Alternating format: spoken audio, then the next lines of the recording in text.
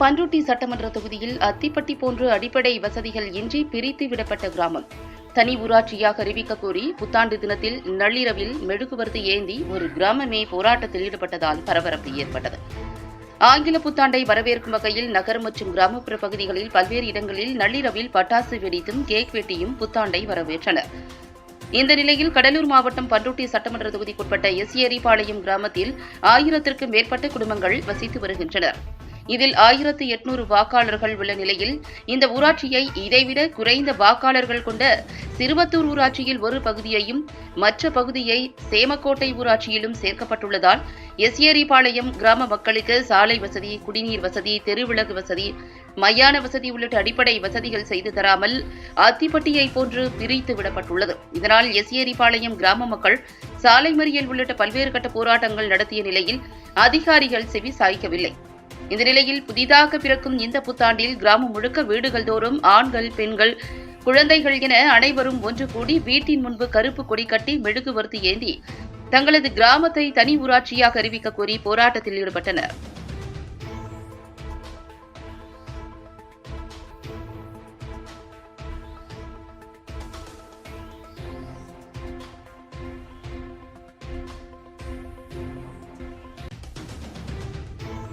எஸ்ஏரிபாளையம்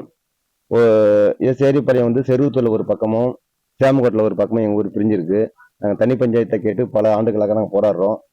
எத்தனையோ காலமாக எங்களுக்கு எல்லா அதிகாரியும் வராங்க, பேசுகிறாங்க, நாங்கள் தீர்வு காண்ற சொல்கிறாங்கன்னா யாரும் செஞ்சு கொடுக்க மாட்டாங்க. அரசியல்வாதி நிறைய பேர் வராங்க, எம்பி வராங்க, எம்எல்ஏ வராங்க, எல்லாமே செஞ்சு கொடுக்க சொல்கிறாங்க, யாரும் செஞ்சு கொடுத்ததில்ல.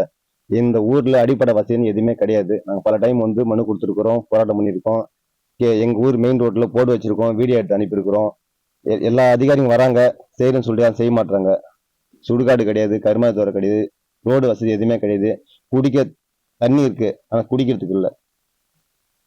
அந்த மாதிரி சொல்லிட்டே போகலாம். நான் காலங்காலமா தனி பஞ்சாயத்து கேட்டு போராட்டம் பண்ணிட்டு இருக்கோம்.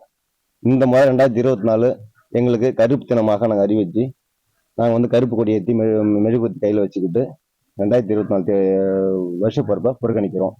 வருகின்ற 3ஆம் தேதி புதன்கிழமை அன்னைக்கு காலைல 7 மணிக்கு உண்ணாவிரத போராட்டம் அறிவிச்சிருக்கோம். சாகும் வரை உண்ணாவிரதம் சொல்லி எங்க தீர்வு கிடைக்கிற வரைக்கும்